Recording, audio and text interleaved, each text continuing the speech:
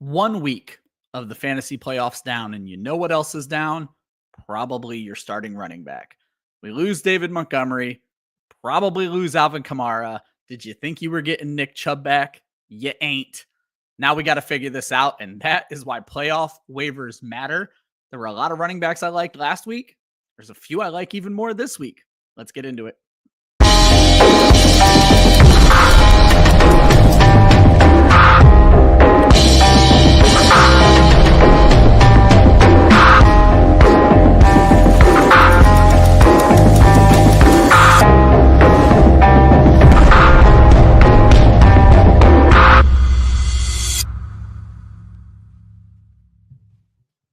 What is up? Good morning and welcome to WireTapped, Club Fantasy's weekly waiver wire show. Ryan Weisse back with you today. As always, my co-host, Josh Hudson. Josh is hungover. I'm perpetually sick in December. You guys are going to get a low energy, great entertainment show. Josh, how'd your fantasy playoffs turn out yesterday? The two redraft leagues that I made the playoffs in, which I'm really only in 3, so I'll take it. One of them had Jaden Daniels, Jahmyr Gibbs, James Cook. Doing okay in that one. Yeah, I'd say and so. AJ Brown in that one. So yeah, doing okay in that one. And then Flexual, the writers league that we have, I squeaked that one out against Matt. That was a tight one, but there were a lot of high end scores in that league this week. Yeah, Faith mentioned that the writers league is the only league she is surviving in now, so she's coming for you guys. Yeah, it's gonna be fun. I got Kelly this week, and she knocked off Chris, which was really impressive. Chris was steamrolling everybody in that league. Yep. So, Club Fantasy Writers League going well.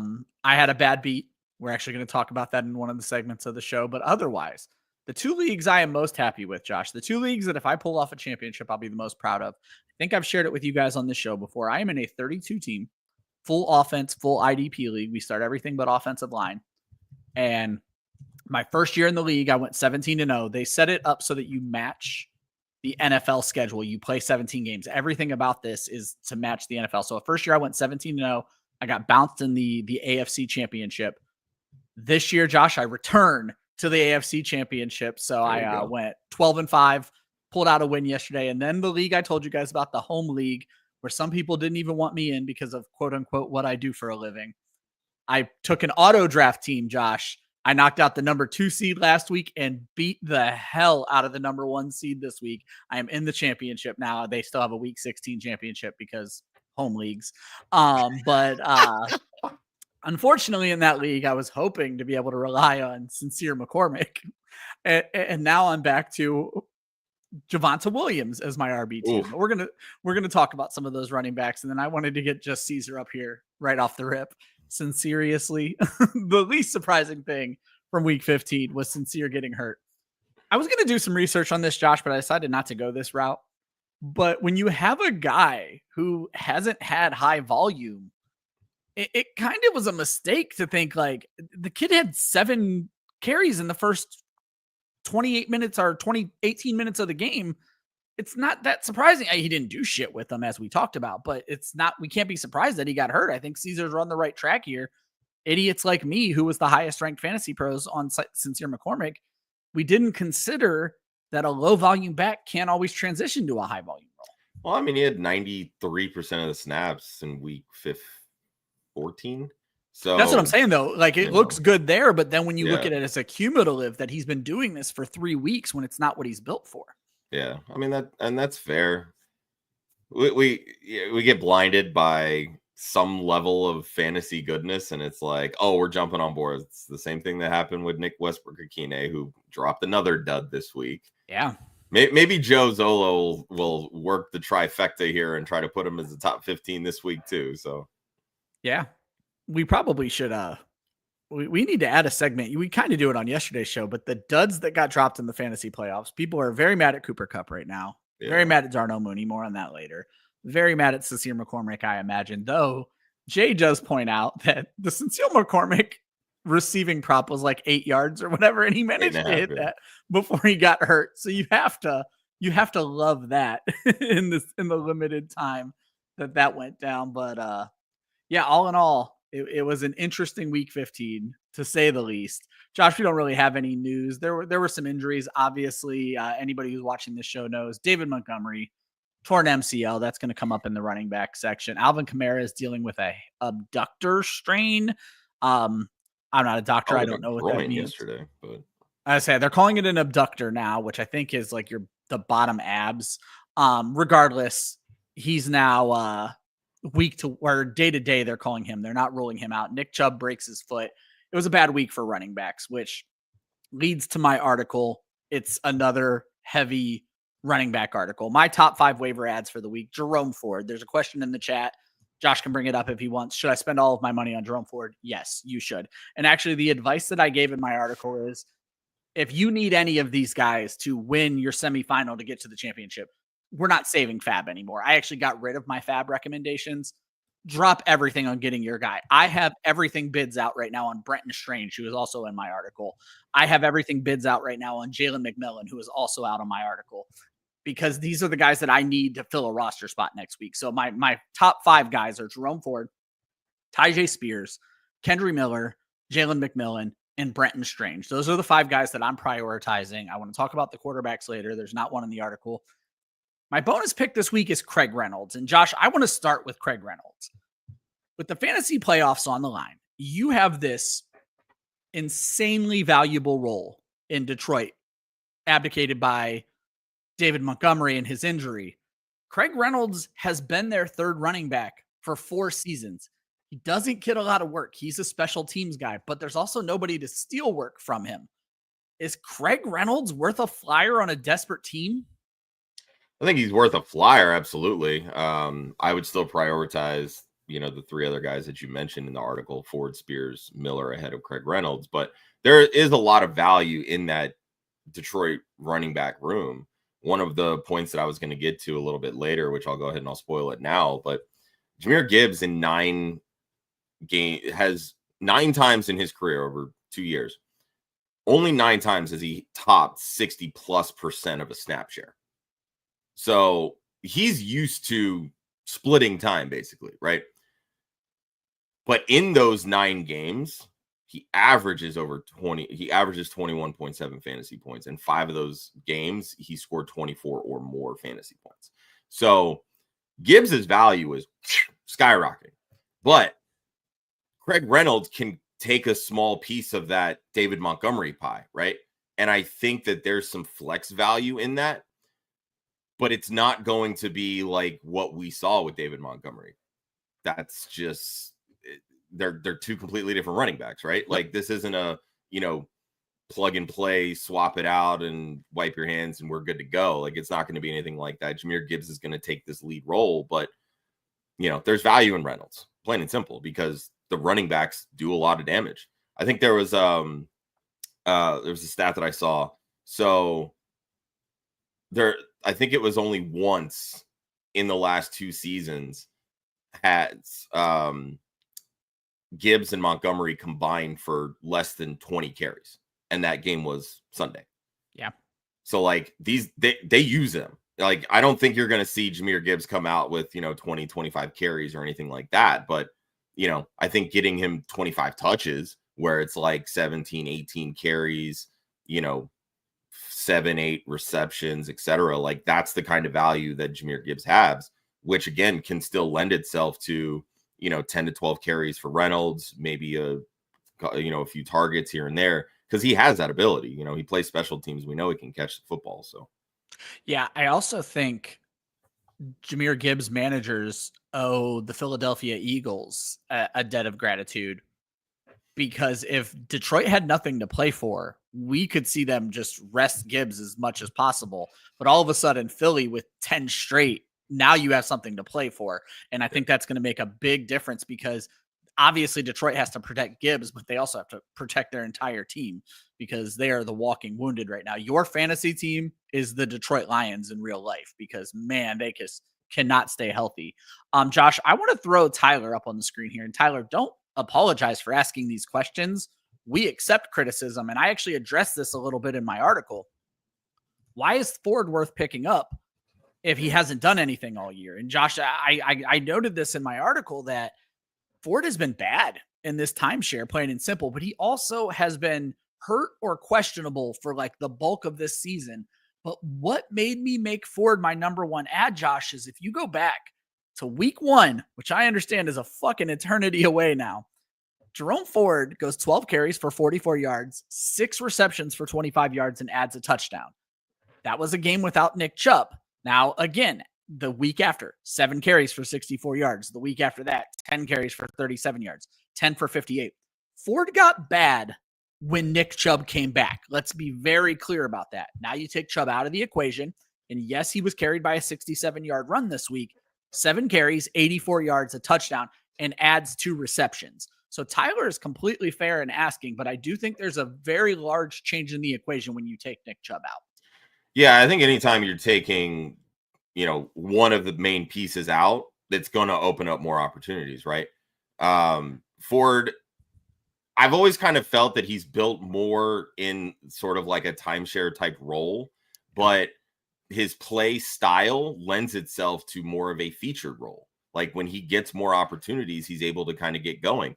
And we saw Jerome Ford do pretty well in fantasy last year without Nick Chubb, right? Yeah. He got a bulk of the work. Top, he got a lot of 20 RB, I think. So. Yeah, he was a top 20 running back. So I think that, again, there's value here simply because he's going to be the lead back here. They play the Bengals this week. Bengals give up runs, like I'm not going to sit here and pretend that Jerome Ford's going to be a top 5 running back, but can he put together a top 20 week in week 16? 100%. I think he can. I benched Amari Cooper on a semifinals team for Jerome Ford when I was doing my initial roster lineups today. So I think that's more than acceptable considering with now everybody back healthy for the Bills. Like they're rotating wide receivers. Like the only one that I would even remotely trust is Khalil Shakir. Yep. So no, like I said, and Tyler, you're absolutely right. There is, let's be clear, everyone's risky right now. Jerome Ford is as risky as the best of them, as any of them. I'm just saying there are leagues where people are fucked right now, plain and simple. So again, you're 100% right. So I'm actually going to jump to Tyler's next question. Actually, I'm not yet because I want to ask you about one more running back, Josh. Tyjae Spears is going to make a lot of highlight reels after this week. I saw one clip where they interloped him with Defying Gravity from Wicked because he floated into the end zone. That touchdown run was pretty fun. Not gonna very cool touchdown. Absolutely a cool touchdown. We actually had a lot of touchdowns kind of like that this week. It was fun. But then when you look at the overall rushing numbers, Josh, Tyjae Spears was ass. However, he added a lot in the passing game. Is Tyjae Spears a guy who... You were actually on Tyjae Spears this week. We had a question on our Saturday show where I did not think he was an option and you went there.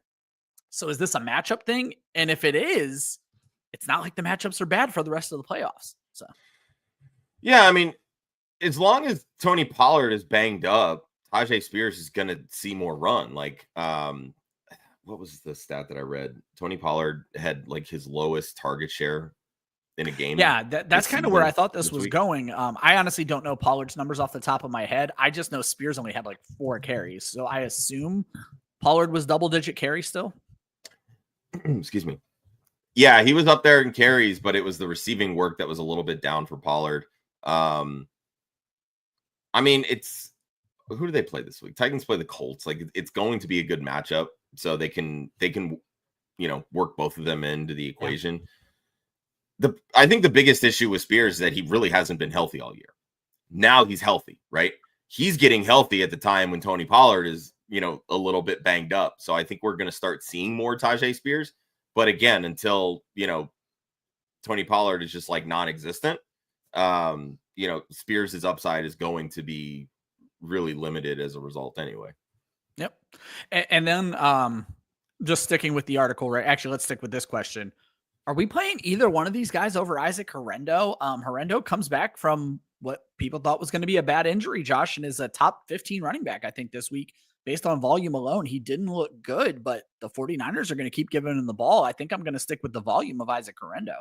Yeah, I would definitely stick with Horrendo here. They play the Dolphins in Miami this week. Dolphins defense actually played pretty well. They bottled up Joe Mixon. Yeah. But again, when you're talking about two guys that, at least we know one will be in the timeshare in Tajay Spears. Jerome Ford, he's going to see the bulk of the work. He's still going to be fending off Deonta Foreman, if I'm not mistaken.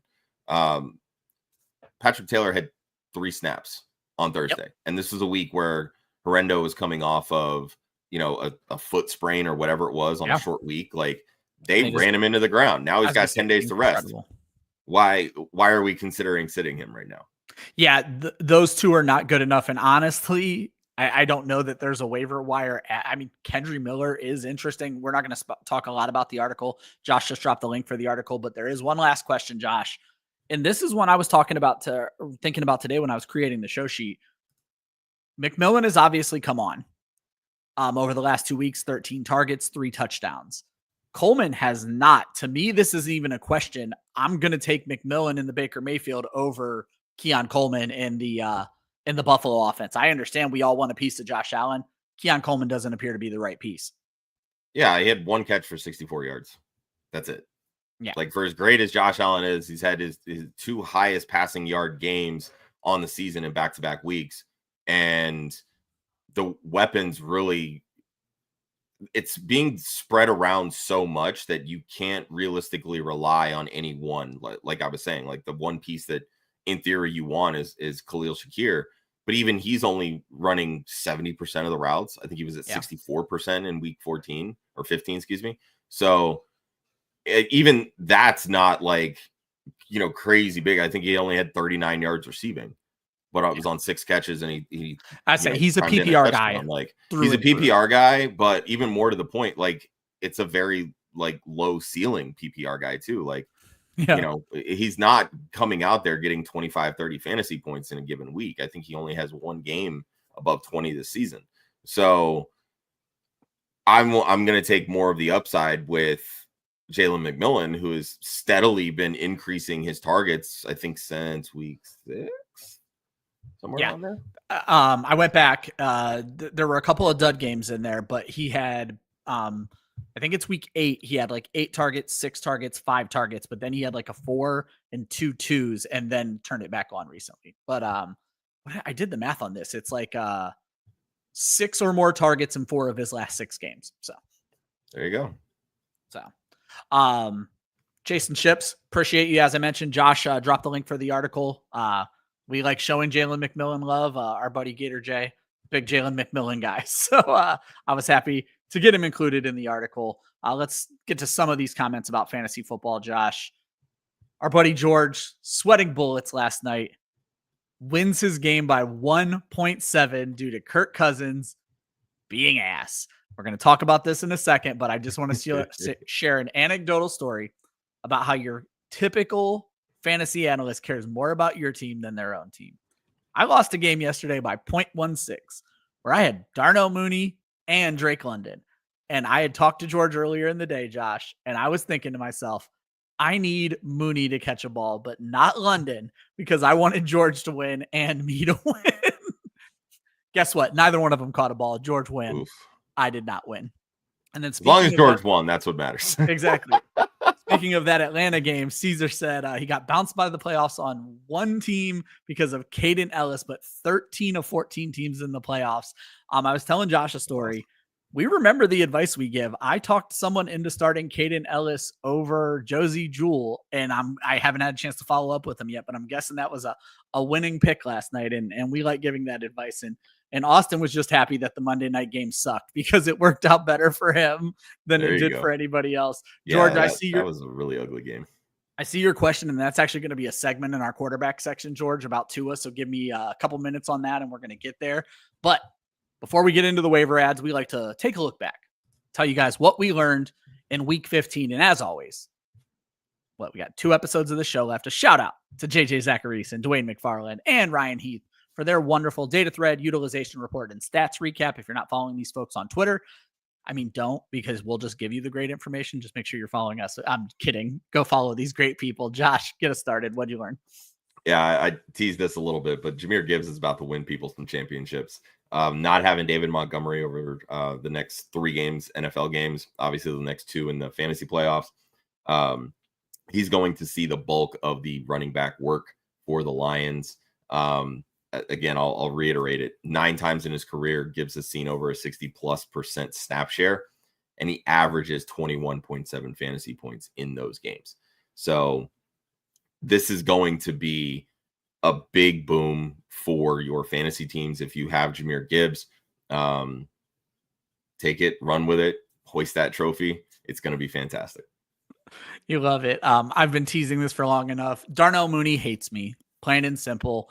I lost the playoff game to our buddy, FF Chalupa Batman, Zach, by 0.16. And if you watch the Saturday show, Zach told everybody who his terrible quarterbacks were this week. Bryce Young and somebody else not good.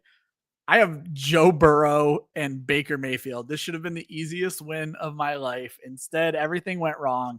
We're down by 0.16. Atlanta has the ball, but they're obviously running the clock. I needed one catch. One singular catch from Mooney or London. And even worse, folks, if you followed this show, you know that I am a Keenan Allen enthusiast.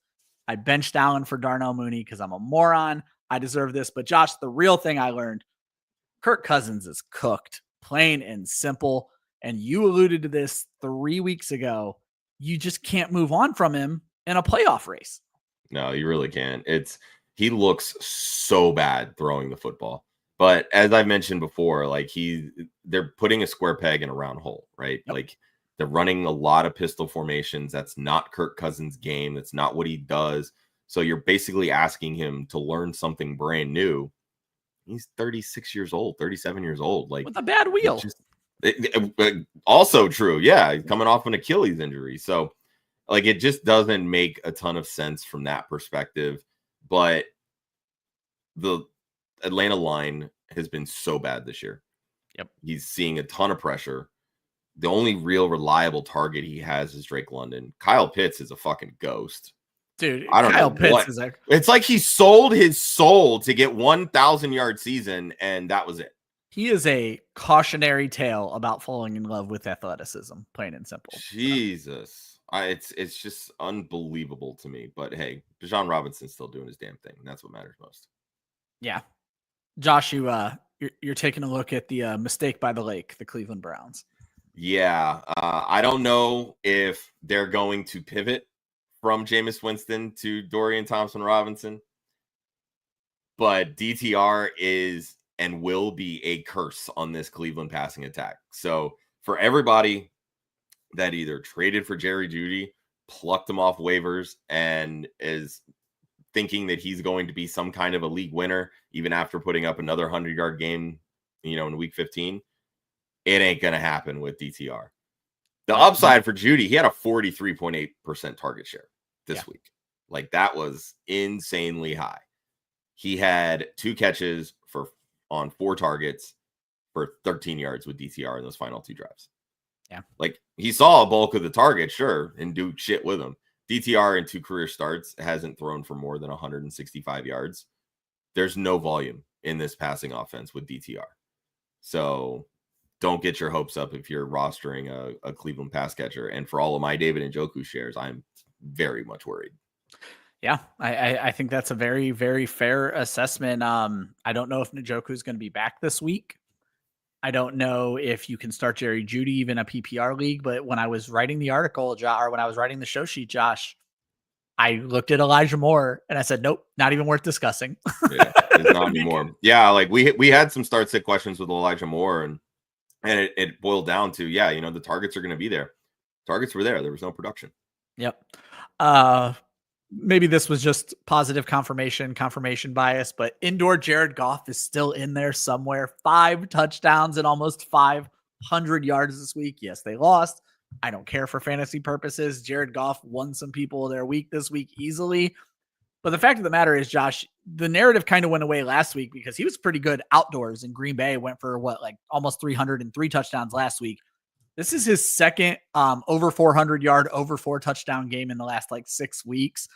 Jared Goff is a person who scared a lot of people off. I held on to him obviously in every super flex league, but I did bench him in quite a few leagues. Josh, I said on Saturday over and over again, I'm not benching Bo Nix. I'm benching Bo Nix this week for Jared Goff in any league where I have it. So yeah, we definitely had some start sit questions. Bo Nix or Jared Goff. We all sided with Bo Nix, and that came back to bite us. I sat Jared Goff in one league. I ended up facing Goff and Josh Allen in a super flex league. Jesus, you did not win that. That's the Ballers and Friends. That was bets. Oh, okay. Both of those guys. I didn't stand a fucking chance, but no. Betts has been especially because I got a dud from Brock yeah. Purdy on Thursday. So but yeah, that was a rough one. But no, like Goff it's just so. Gator brought this stat up yesterday. The Lions have now won a game in which Jared Goff threw 5 interceptions and lost a game where Jared Goff threw 5 touchdowns, right? What a great this literally is the epitome of Jared Goff. What are we getting? Yeah. Because sometimes he's hyper efficient, 80-something yards and 3 touchdowns, right? Not a great stat line, but 3 touchdowns. I'll take it, right? Sometimes it's 1 touchdown, 2 interceptions. Sometimes all he's doing is just handing the damn football off. Week to week, we never know what this Lions offense is going to do, which makes Jared Goff so incredibly difficult to trust. And I hate it because I want to trust him because he is playing really well when he's on. Yeah.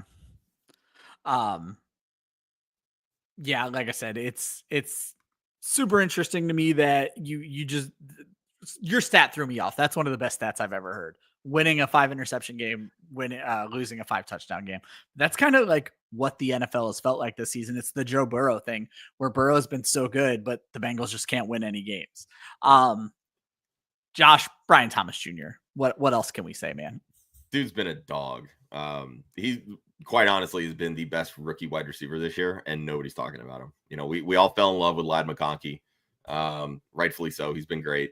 Obviously, we all head over heels for Marvin Harrison Jr. before the season started. He has, I think, 2 games this year where he's been a wide receiver 1, and that's it. Malik Neighbors shot out of a cannon the first month. He's actually, and I read a stat on Neighbors on this. He's the only wide receiver in the league with more 40% target share games. Like, I think he has like 5 this year, and nobody else has more than 2. Like, it's crazy to me. Isn't he about to? I think if he gets one more 10-catch game, he's like breaking an NFL rookie record. I heard something like that on the broadcast yesterday. So. Would not surprise me at all. But Brian Thomas Jr. since week 10 is averaging a 29.4% target share, 89 receiving yards per game, and 22.6 fantasy points per game, all top 5 at wide receiver. And shout out to Ryan Heath for that one. Mac Jones, look, for what he is what he is. He's not a great quarterback, but he's able to get the football where it needs to go. We saw how well Brenton Strange played in week 15 as well in place of Evan Ingram. But Brian Thomas Jr., he should not be involved in start-sit questions, and I'm a fucking idiot who continues to fade him. I don't know why. And again, it's probably because of Mac Jones. Because we all listened to Jay, and he told us Brian Thomas Jr. wasn't good. So. Yeah, it's Jay's fault. It's all Jay's fault. Fucking Gator. Jesus. This is no surprise to anybody who's followed this show. After I give Jay a hard time, this is the segment he tuned in for, and he doesn't even realize it yet. Playoff Mike Evans is not to be trifled with, plain and simple. 9 catches, 159 yards, 2 touchdowns. Josh, I went back and dug into some game-by-game stats. Going back to the year 2020, everyone's favorite year in the history of America. He has had 1 monster game after week 14 in every season. 2020, 2021, 2022, 2023, and now 2024. One of those was a week 18 game, which didn't really help fantasy managers, but the point still holds. After week 14, Mike Evans is going to give you 1 monster game. Now, the other problem is it's usually just 1 monster game. So maybe don't rely on him this week. In 2019, he was hurt and he actually missed the fantasy playoffs. So you didn't get anything that week. However, in 2018, he scored 2 touchdowns in week 17. And then I think it needs to be noted, Josh, we've been having the Mike Evans stat watch.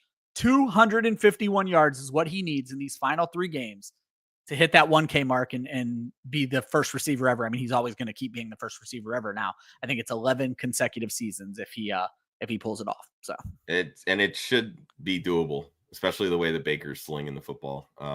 Who does Tampa have this week? just thinking about this. Does Tampa have this week? I think it's a decent matchup. That would be at the Dallas Cowboys. He might get 251 this week.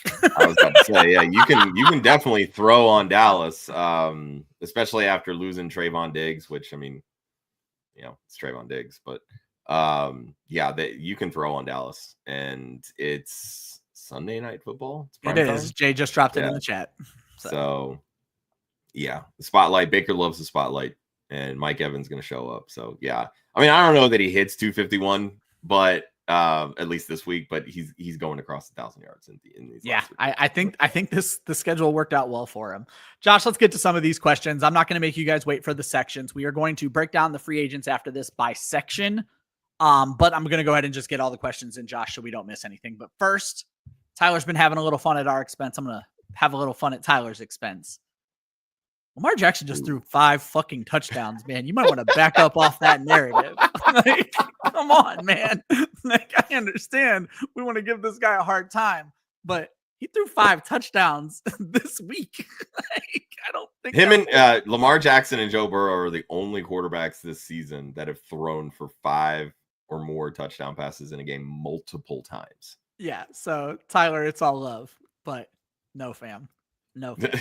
You're wrong on that one. Yeah, we're about to cover quarterbacks. Josh, how are we handling Tua Tagovailoa this week? Man was mid as mid can get. Saved the day with a touchdown to Jonnu Smith at the end there to have a remotely doable day, and now he gets that San Francisco defense.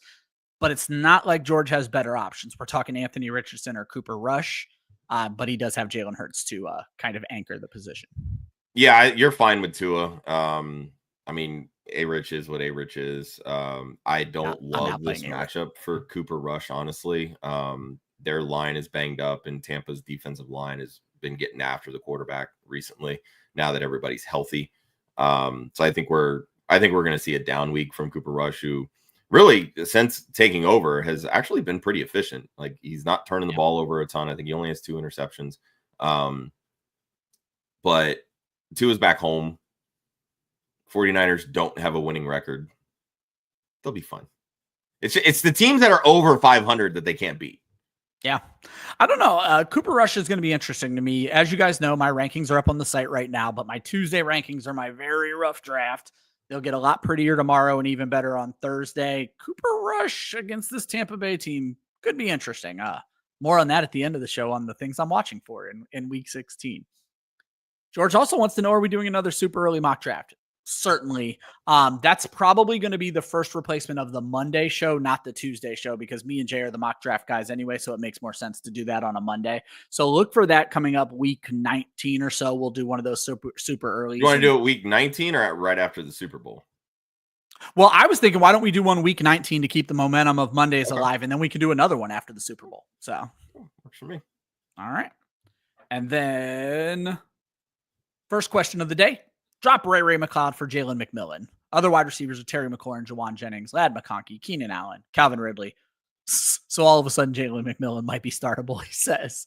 I think this is a fair. I'm getting out of the Kirk Cousins game if I can, Josh.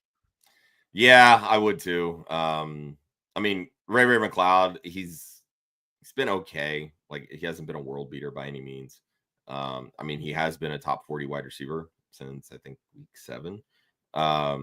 But he's not anybody that you ever want to rely on anyway. Not saying you want to rely on Jalen McMillan, especially with, who you currently have on your team. But McMillan's a better depth piece right now than Ray McLeod is. Supersize Senpai.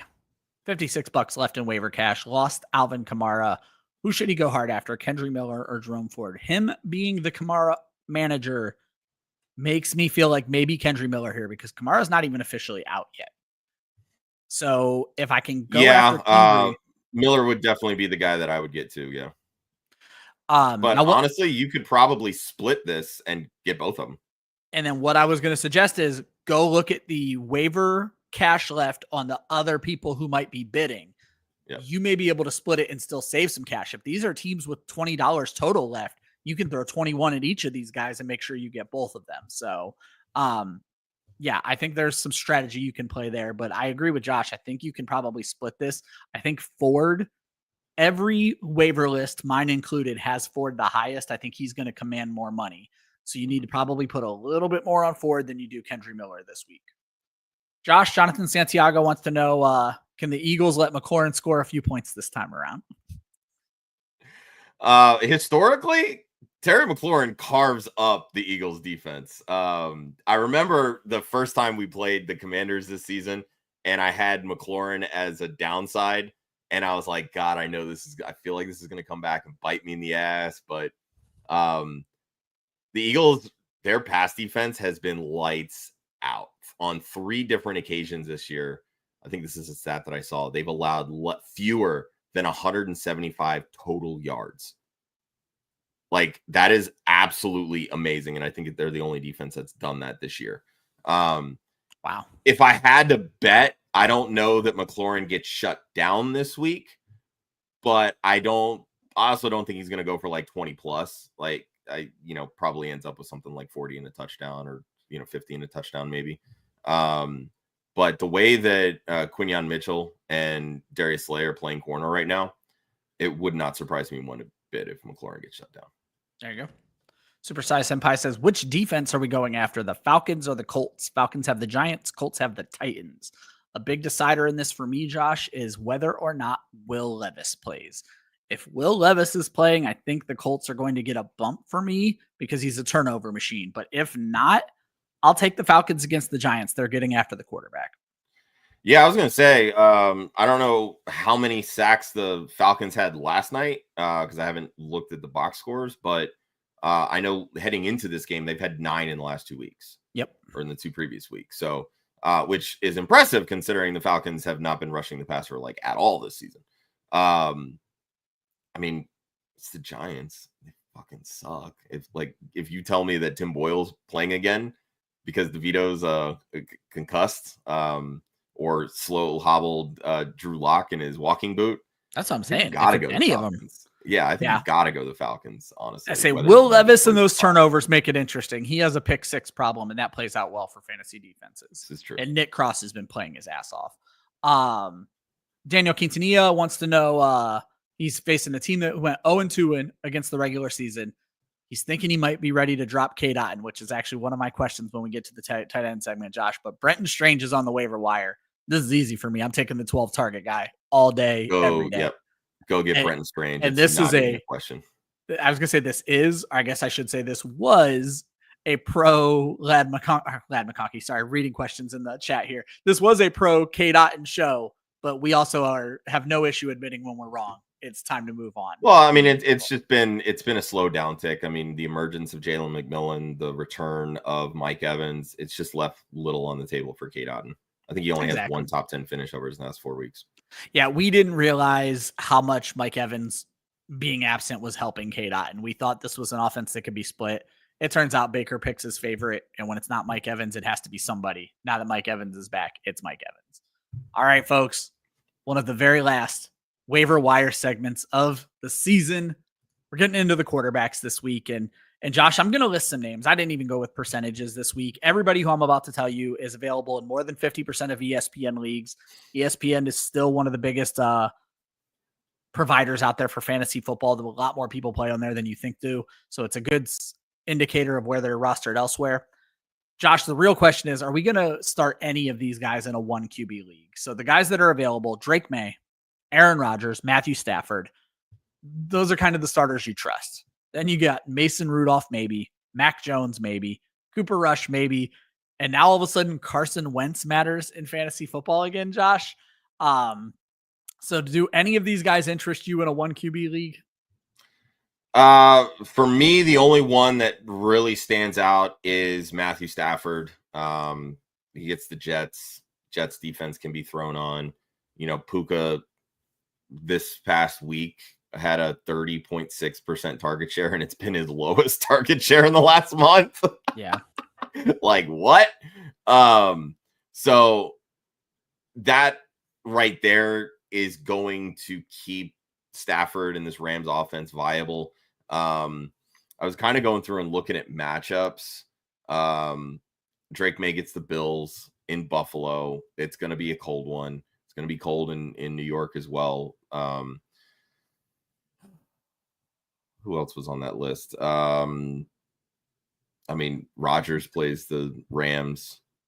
Yeah, and Rodgers obviously had the monster second half last week. But Josh, I think I heard the stat correctly. Maybe it was after the first quarter. Might have been halftime. Had to have been after the first quarter. Rodgers had 3 passing yards at one point in this game. That there was a significant amount of time had passed.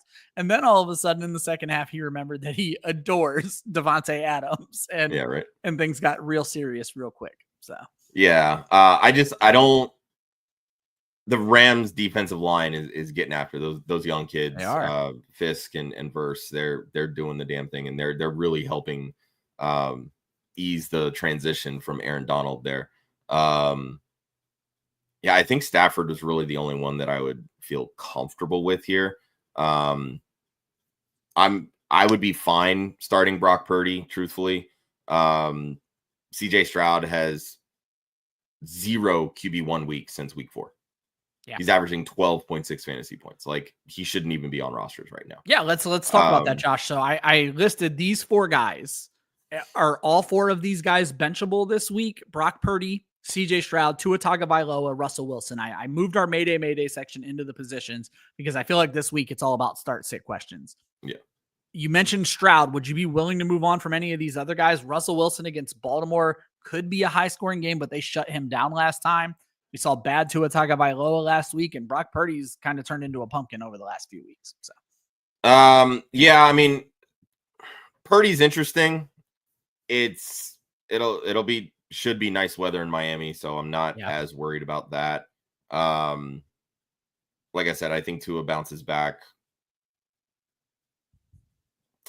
For me, if George Pickens plays, I would be more willing to feel comfortable trusting Russ, but definitely, I'm like I said, Stroud shouldn't even be on rosters. Like, he's a name at this point. Like, I don't know why you're hanging on to him. Stafford over Stroud, 100%. Yeah. Stafford over Russ Wilson, maybe if Pickens is out, sort of thing. Yeah, that's kind of where I'm at there. I would still lean Purdy and Tua, but I think I would have Stafford right after those two. I think I would put Rodgers above them as well, but it would go like Stafford then Rodgers. Like I was saying before, I think Cooper Rush can have an okay game. He's limited the turnovers. CeeDee Lamb has been playing well. So I think I would maybe fit him into that conversation too. I don't like, on paper, the matchup is good. The secondary in Tampa is terrible, which you can throw on them. It's just with the Dallas line banged up and how good the Bucs defensive line has been playing, I don't know that I trust him as much for fantasy points. There you go. I just want to throw Gator up on the screen here because it's hilarious. You're going at Josh for this, saying Josh has been holding on to Carson Wentz for this very moment. In that 32-team league, Wentz was sitting out there on waivers, and I said, look, if something happens to Mahomes, Wentz is a trade piece. Well, guess what? Something happened to Mahomes, and I have Wentz. And my starting quarterback right now is Kirk Cousins. I am highly considering starting Carson Wentz in week 16 over Kirk Cousins. I think you have to, truthfully. There's not an ounce of me that would feel comfortable starting Kirk Cousins right now. Yeah. Even in a good matchup. Yeah.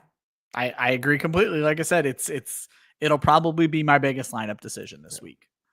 Josh, We Buy Homes Near You wants to know, non-PPR standard league, we have to start 2 running backs, 2 wide receivers, and a flex. So we're starting 5 of these guys. So let's start with the 2 running backs. He has Isaac Orendo, Rashad White, Breece Hall, Tony Pollard. From this group, I feel like Breece Hall answered some questions last week. I think he's going to be fine. The Jets are going to keep playing, and I don't think you can bench Tony Pollard, Josh. Garendo's the must start. See, that's what I was going to say too. Yeah, Garendo's the must start here, mostly because he's the one that is getting the volume. Breece Hall, I don't trust at all. He's banged up. Pollard's banged up. Rashad White, Bucky Irving were 50-50 split last week. He did save his day. He caught the touchdown pass. Yeah, I think it's Orendo and Pollard, honestly. Okay. We got 2 of these wide receivers. Justin Jefferson, you're starting. This is not even a question. So which one of Drake London, Devonta Smith, Jaden Reed, Khalil Shakir, Jacoby Myers? Definitely Jefferson. Yeah. think I'm probably going to go Shakir against New England. I don't see Christian Gonzalez traveling with Khalil Shakir. No, Shakir's a slot guy. I just don't trust any of these other guys. Jacoby Myers was 15 minutes away from a 0 this week. Yeah, exactly. God damn, this is rough. Definitely JJ. I think I'm still trusting London. I mean, yeah, I think I would too. Cousins is still looking his way. Well, that's what I was going to say, Josh. And Devonta Smith tends to do pretty well against the Commanders. I would stick with the top 3, JJ, London, Smith. Okay, so you're not starting Breece Hall out of this scenario at all then? No, I wouldn't. And then I was going to say... I mean, he did nothing outside of a late touchdown. Like Josh, it's standard, not PPR. That's why I want to throw out there. And then I'm like, Breece Hall has the touchdown upside over like Drake London. I mean, yeah. And we just talked about Shakir's a PPR guy, and I'm out here saying definitely start Shakir. Well, I mean, if you're thinking touchdowns, Jaden Reed, that's about the only thing he does is score touchdowns. Yeah, that's true too. I mean, I think I would still stick with JJ London Smith. It's definitely horrendo. Yeah, I would still go Pollard. Yeah, We Buy Homes, we're going to be live again Wednesday night and definitely live again Saturday for Start Sit questions. Come back with this one. I want to hear more about Breece Hall as we go on. Tyler, I'm not. Well, and that's the other thing too. There's a lot of injuries that are going on here that, we need the week to kind of play out to get some clarification on some of this stuff. Yeah, Tyler, I'm not making you wait till the tight end section. I used to do that to you guys, and it's just no fair to anybody. So we got Brenton Strange versus Hawkinson, Josh. Obviously, Strange tight end 2 this week, but it's not like Hawkinson was bad. 56 yards. I think I'm probably going to stick with my stud here because Hawkinson's has the safer floor by far. Yeah, I think if that's what you need more of, floor, it's definitely Hawkinson. Vikings play the Seahawks this week. Dude, Jags play the Raiders. I'm absolutely okay starting Brenton Strange over TJ Hawkinson because I think you're still going to get a pretty solid floor there. And because I don't think that they're just going to lean on the running backs. Although the usage this week for Travis Etienne, thank freaking God, we're kind of getting back to like being able to feel like I can trust Travis Etienne. But Strange is second in that pecking order right now. So more than happy to start Strange over Hawkinson this week. Yeah, Jay just asked to follow up. Where do I have Strange this week? In my early rankings, I'm moving him into the top 10.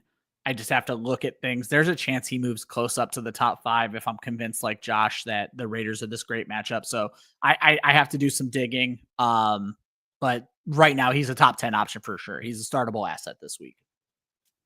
Eli the Reaper, Tillman or Romeo Dobbs? There's zero chance we're starting Tillman this week.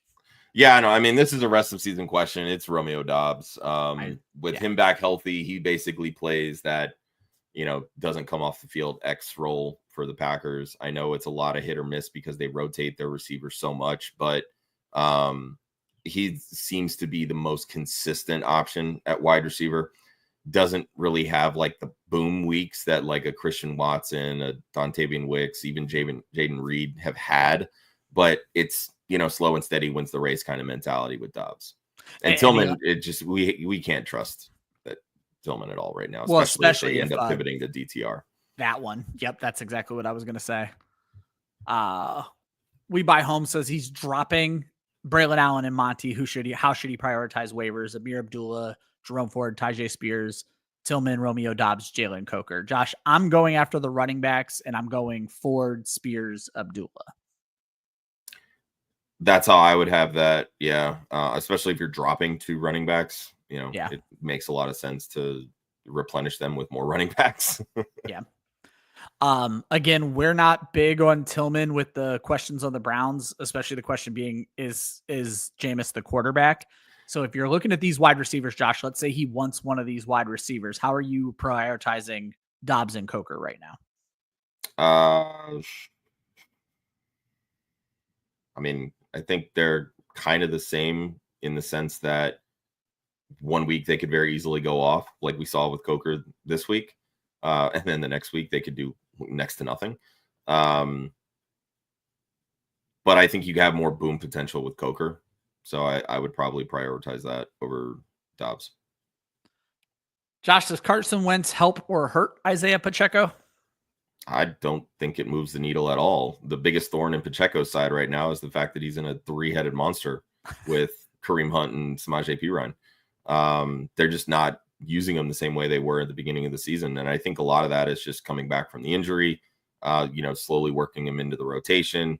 Hunt hasn't done anything to dissuade Andy Reid and the offense from using him. Yeah. Just running backs with Andy Reid are so hit or miss anyway, because it's never been a high volume usage more often than not. So we've seen some great performances from running backs, but it's usually always like a 35% of the offense kind of thing. Like, it's always been pass happy. Yeah, Pacheco's kind of a boring RB2 is how I'm treating him right now. If I have him, which I think RB2 is even a stretch, honestly. There you go. And then Caesar ends the segment, Josh, with any concern with Brock Bowers? 3 for 35 this week. I guess I would answer this question with, are we not concerned about every fantasy tight end? Like, this is kind of what we get out of the position. He spoiled us for many weeks. There's no chance I'm benching him, plain and simple. No, you're definitely not benching him because you've seen the potential and you know what he's capable of. Again, Jags defense isn't great. So, maybe I know there was a chance that Aiden O'Connell could play this week.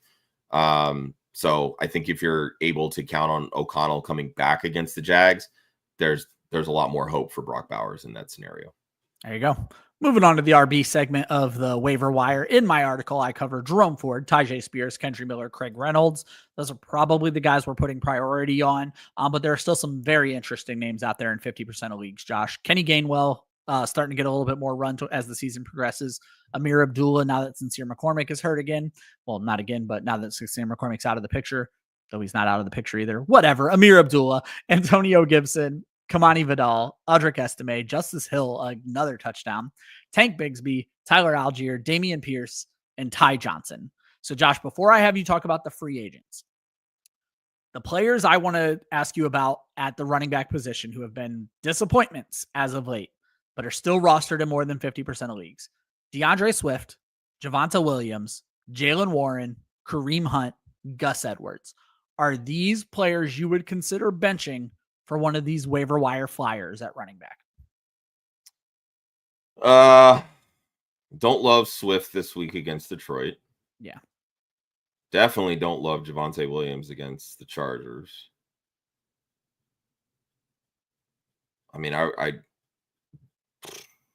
I wouldn't feel comfortable starting any of these guys, truthfully. There you go. That's exactly what I wanted to put out there. So, guys, the players we're listing here are players that are rostered in more than 50% of leagues. DeAndre Swift, Javonte Williams, Jalen Warren, Kareem Hunt, Gus Edwards. These are guys you were probably looking at sometimes as an RB2, certainly with Swift, maybe even as an RB3.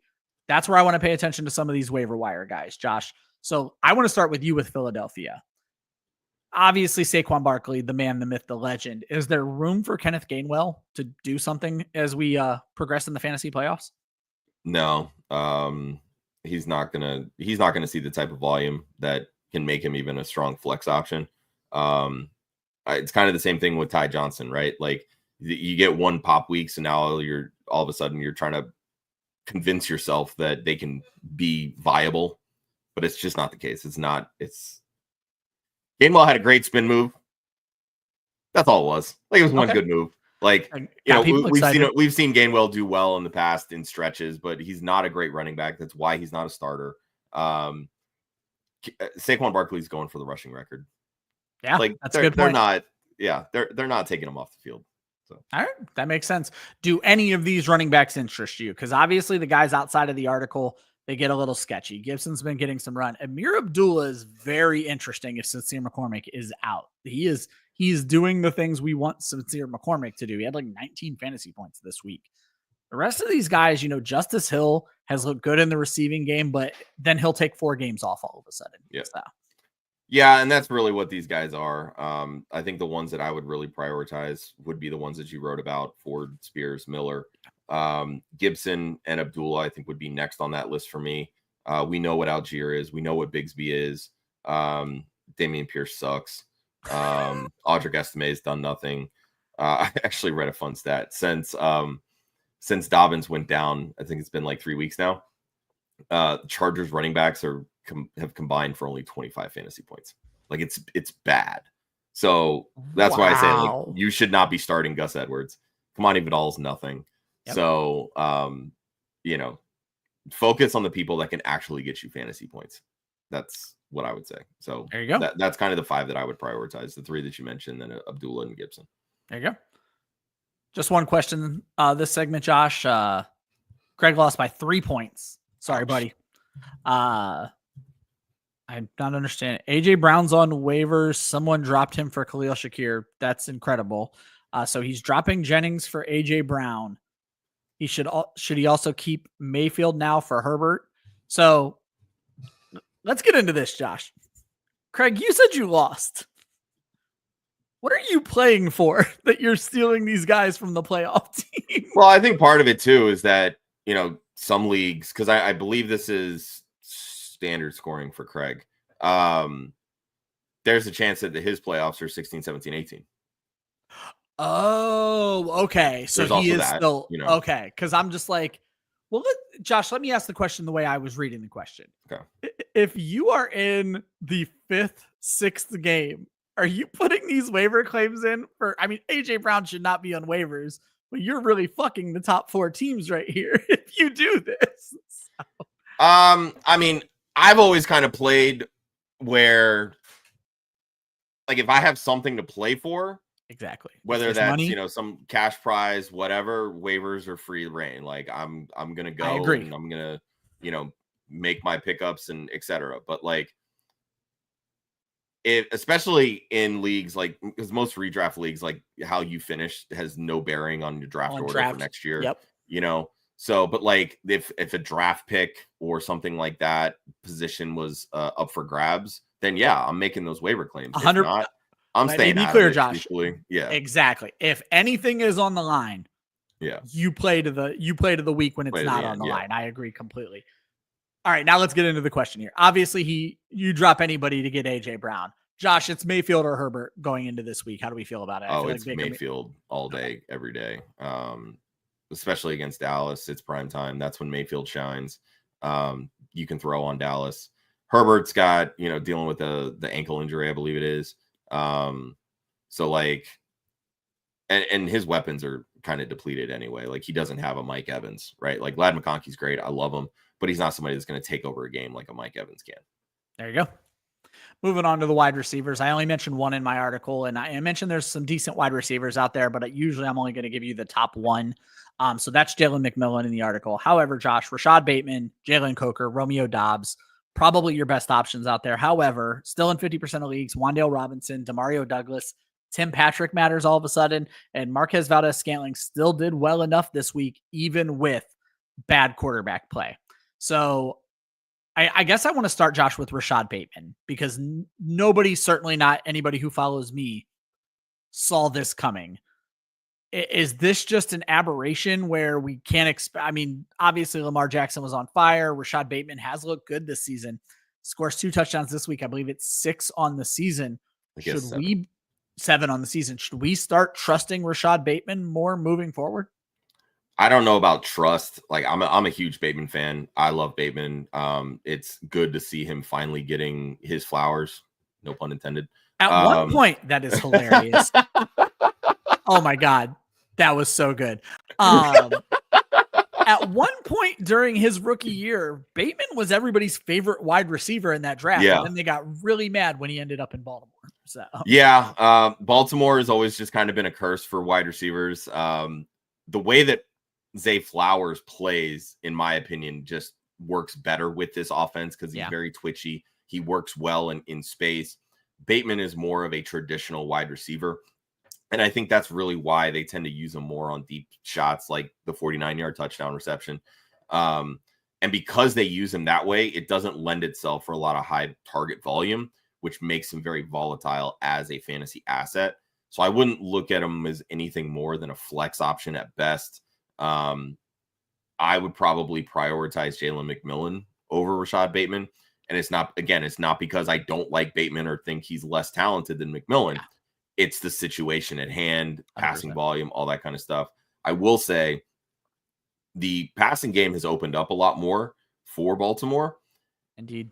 Derrick Henry has not been good the last month of the season. Nope. And that obviously with that shift, running game comes down, passing game goes up. So I think there's going to be more opportunities for that, but I still think he's very matchup dependent.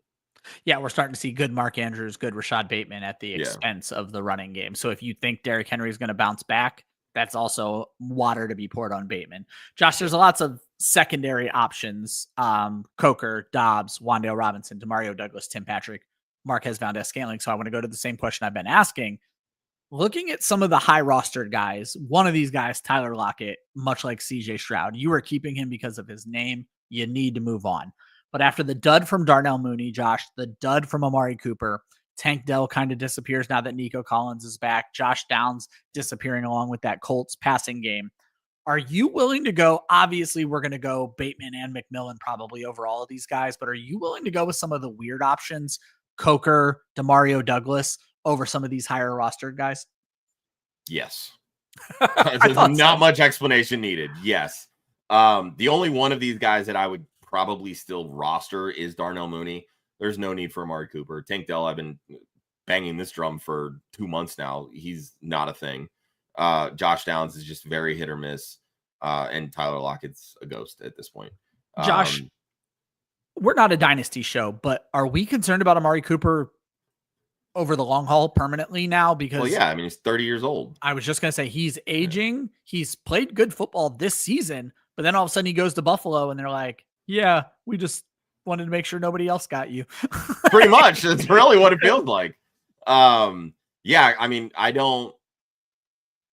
He has no dynasty value really, because nobody's going to want to trade for him. He hasn't done anything this season. 100%. You just kind of have to wait for free agency if some team is going to give him like a 2 or 3 year deal. Otherwise, he's on a 1 year deal and you just, hope you can sell him for a second. One of the pieces of advice I like to give our listeners is don't be a moron. Right now, you hate Amari Cooper on your dynasty team. When he signs with the Eagles next season or somebody great, or the Commanders, trade him. Don't be like, oh, I got the good guy. No, don't trick yourself. Trick the other guy. Move on from Amari Cooper the second he signs with a real quarterback this offseason. But you mentioned, Josh, of Darnell Mooney, Amari Cooper, Tank Dell, Josh Downs, Tyler Lockett. Mooney's the only one who deserves a roster spot. Yeah. And again, it's just not because I love Kirk Cousins. It's just because that team is willing to throw the football. Yeah. Plain and simple. All right. No questions this segment, Josh. So we're going to move on to the tight ends. In the article, I cover Brenton Strange because, of course, tight end 2 on the week, led the position, Josh, with 12 targets and 11 catches. What a game for Brenton Strange. Pat Fryermuth is still out there. Noah Gray, Stone Smart, Chigakonkwo, Foster Moreau, who we somehow got a question about this week, and we told him no, and then Moreau scores a touchdown. Grant Calcaterra, I still added to the list. And then, Josh, I see you added Ben Sinnott. I saw a questionable tag added to Zach Ertz. So let's start with him. I did not catch the Zach Ertz injury. Could there finally be some life to this fullback turned tight end? Maybe not necessarily life, but he did lead the rest of the tight ends after the Ertz injury in routes. Okay. So that, they're willing to use him in that. Now, again, you're going to have a completely different game plan this week. If Zach Ertz is out, do they just scheme away from the tight end altogether? Yeah. So like Noah Brown was also out this week. Noah Brown was out. We saw an uptick for De'Ami Brown. Honestly, I do like the matchup for Sinnott this week. Philly hasn't looked great covering tight ends. Like they give up points to tight ends. So I think if you need like a desperation flyer, Sinnott's a good option. Or Sinnott, however the fuck you pronounce his last name. I say Snot. I have no idea either. So whatever works for you works for me. But like he's far down the list for me. Like I'm still prioritizing Strange. I mean, Stone Smart's on 19% target share this week. Noah Gray's the top scoring Chiefs fantasy player at this point. Pat Fryermuth, to me, as long as George Pickens is out, he's an option. Once Pickens is back, I'm not worrying too much about him. Foster Moreau, I would even put him above sin it. So okay. I wanted to go back to Noah Gray, and you've already kind of answered my question. Strange is obviously the top priority, but I was going to ask if you would put Gray ahead of guys like Smart, Okonkwo, Calcaterra, who are the starters for their team. Yes. Okay. Yeah, I would. I've actually been in one of my playoff teams. I've been relying on Noah Gray over Kyle Pitts for weeks now, and he keeps delivering. I mean, it's nothing sexy. Like, you're not getting the big boom weeks, but you're not getting the zeros from Pitts. But you're not getting zeros either. Like, if I'm getting 7 points, you know what? I'll take it. I've got some high upside position players, so they'll make up the difference. But yeah, like, he's kind of that, tried, true, tested, gritty sort of like 7 to 10 fantasy points at a position that, quite frankly, is tough to get fantasy points from most weeks. All right, Josh, let's assume you don't get Brenton Strange, but you do get Noah Gray or Stone Smart. Are you willing to bench guys like David Njoku? We know the quarterback problem along with the injury problem. K. Dotton came up earlier in the show. Kyle Pitts, Jake Ferguson, Dalton Kincaid. I think this is the position where this question matters most. This and quarterback were obviously the question was inspired for me. Are you willing to bench these guys who all have their warts right now for anyone other than Brenton Strange? I love that. Ferguson not. Well, Tron dropped in here at the perfect time because he wants to know, would you drop Kincaid for any of those options, which is literally the question I'm asking you right now. Yeah. I mean, I'm okay dropping Kincaid. I like the role that we envisioned, or at least I envisioned when I had him as my tight end 2. It's there. Yep. He just hasn't been good in that role, and he's been hurt as well. So it's taken a lot of, what the hope has been. Yeah. But yeah, like I'm happy with Strange. Honestly, I would be okay even with Noah Gray over Kincaid. Especially if Carson Wentz plays. Carson Wentz loves a good tight end. We've seen it in Philly for many years. Everything else is kind of matchup based for me. Pat Freiermuth, again, it all depends whether George Pickens plays or not, which, again, you're not going to know first run of waivers anyway.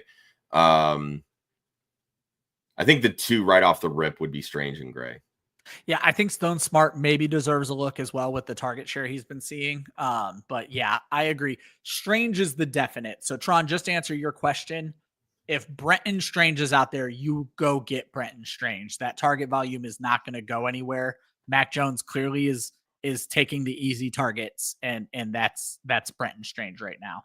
Josh, as we wrap up the tight ends, we got a couple more questions here. Stephen George wants to know, are we starting Jalen Coker over Jacoby Myers? And we actually have back-to-back Jacoby Myers questions. But you know what? DJ Moore, Tyreek Hill, or Tillman.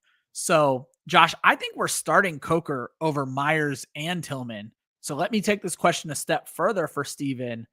Are you starting Myers or Tillman? Well, Steven chimes in that apparently DTR was just named the starter for the Browns. So there goes any and all Browns pass catchers. So you do not start Tillman, and you start the first 4 guys if you're starting 4 of them. Yeah. I'm still putting Myers ahead of Coker. Like I said, they went down to the wire before they ruled out Aiden O'Connell, which tells me that he's probably closer to playing versus being out for the season. And with O'Connell coming back, Myers is a fine start for me, especially against the Jaguars. Quincy Davis may be my burner account because I too played Mooney and McCormick, and as we noted earlier in the show, Quincy, I got bounced from a playoffs by a friend by 0.16, so I totally get it. And then he says, "Would you start Myers because the quarterback sucks?" But as Josh pointed out, we might get Aiden O'Connell back this week, so we're not completely off the Myers train. So, yeah. Nope, I think that's fair. Josh, for defenses, I broke my own rule. I looked at week 17 because it's the playoffs, and how dare you? People are going to want to know.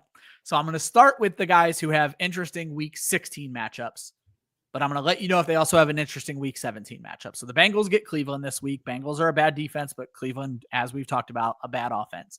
The Bills get New England, and they also get the Jets in week 17. I know the Bills have not been great the last 2 weeks, but New England and the Jets are not Detroit and the Rams. So I think I'm going to prioritize the Bills. Texans get Kansas City, Josh, and that's Carson Wentz. And so that is the biggest debate to me. The Texans are a solid defense, but Kansas City is typically not a great matchup for fantasy defenses, but now you're not dealing with Mahomes. Packers get New England. Buccaneers get Dallas. Buccaneers have been very hit or miss, and they also get Carolina in week 17. Titans get the Colts. They also get Jacksonville in week 17. Falcons get the Giants.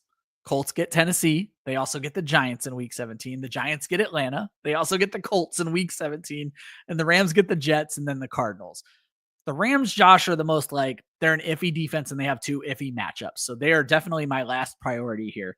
But I'm just going to ask you, Josh, you don't play in many leagues with defense right now, but if you had to start one of these defenses this week, which matchup is the most intriguing to you?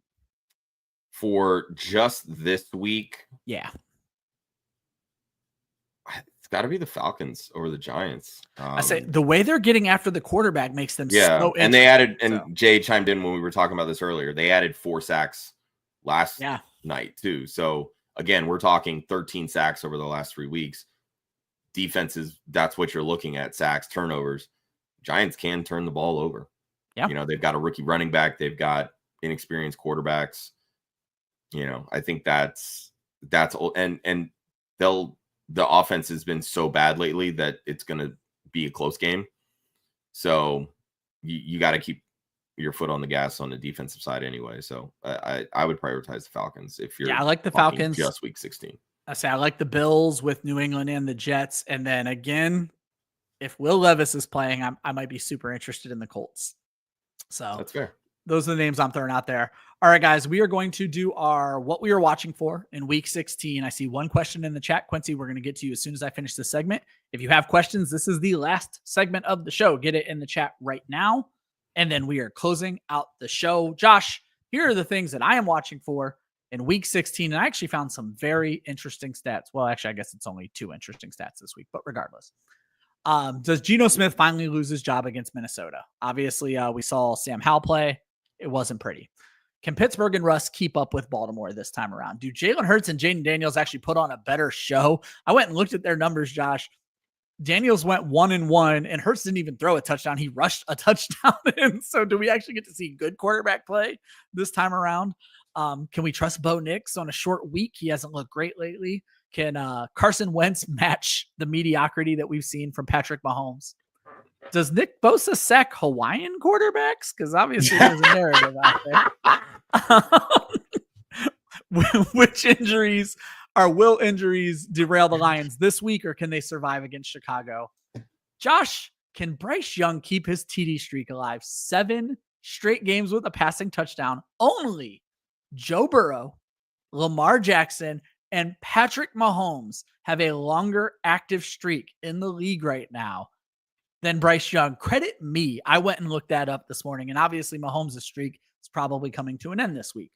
We got the battle of the older quarterbacks, Aaron Rodgers versus Matt Stafford. Can Joe Burrow finally get a big win against a bad Cleveland team? Joe Burrow has never beaten Cleveland by more than 13 points, and he's actually only beaten Cleveland twice in his entire career. So is this the week we see something different? I'm going to save this last one. Can Baker Mayfield versus Cooper Rush lead the week in touchdown passes? And on that same note, can Titans versus Colts lead the week in interceptions thrown?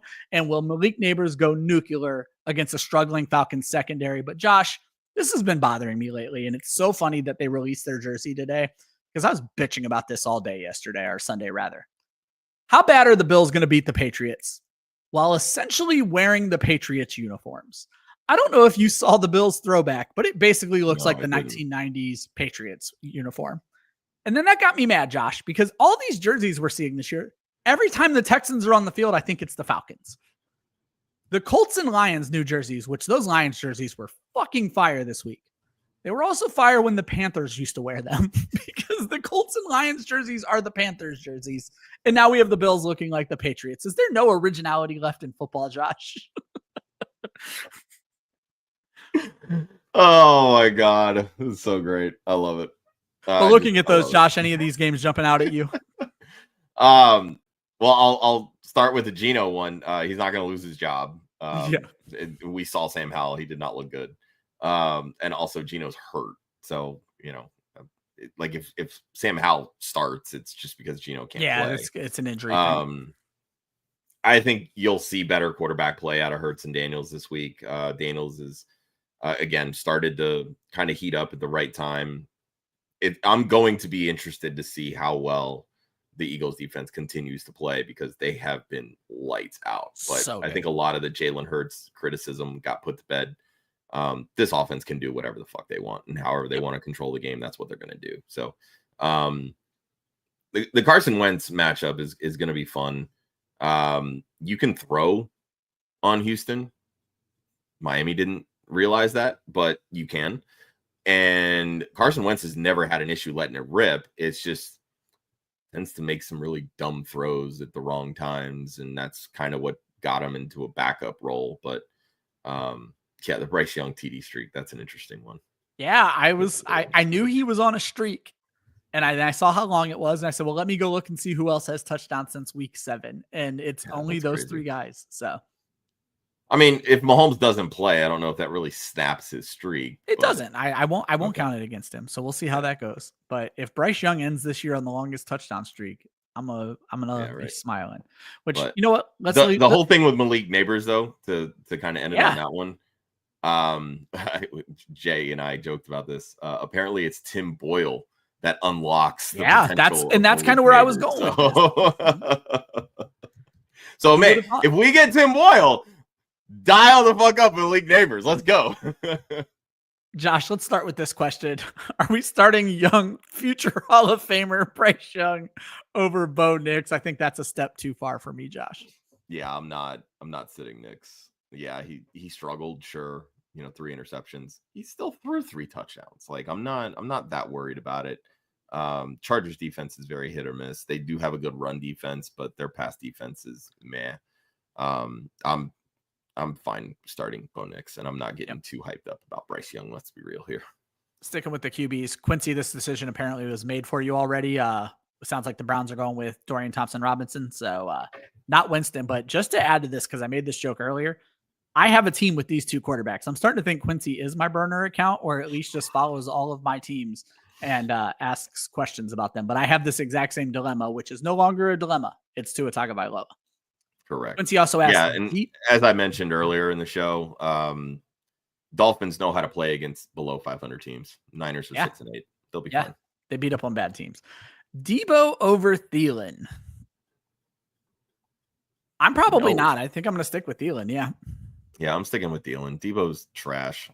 And I will continue to remind you, Ryan, for all the shit that you gave me in the offseason when I was so down on Debo. Hey, I'm right. Yeah. Apparently we should have been down on the entire 49ers fucking offense, but you were absolutely right. And I was very wrong. And that will reflect in my rankings show at the end of the season. Josh, you kind of made a comment earlier where I don't know if trust is the right word, but I do think Marvin Harrison was a victim of circumstance last week. Excuse me. Can we try to play him this week in a more winnable matchup? Who does Arizona play this week? Oh, Carolina. He's going to see JC Horn. No, you can't play him this week. There you go. That's a really good point. So yeah, 6 targets, 32 yards this past week, but we warned you not to trust him this past week. And JC Horn is a Christian Gonzalez level corner, right? So yep. Final question of the show is our buddy Tron. How do we feel about Njoku with DTR? Would we start Strange over Njoku, Kincaid over Njoku? So to me, Josh, I think this question is going to answer itself. You don't bring Njoku back to play with DTR, plain and simple. I don't see Njoku playing. I think if you're playing DTR, you need to play David Njoku. And I'm saying you as in the Cleveland Browns organization. Yeah, absolutely. Because you need to be able to set your young quarterback up to succeed. He's not going to succeed without his best weapon. But I'm not starting Njoku. I would 1000% play Strange and Kincaid over Njoku. Well, let me rephrase that. I would play Strange over Njoku. I would not play Kincaid over Njoku. Yeah, I think young I would quarterbacks gamble. tend to target tight ends. That's what I was going to say. I think that's it's why we're seeing Strange play well. Yeah. And Mac Jones isn't a young quarterback, but he is the backup coming in and targeting that easy route. And I think DTR would do the same thing.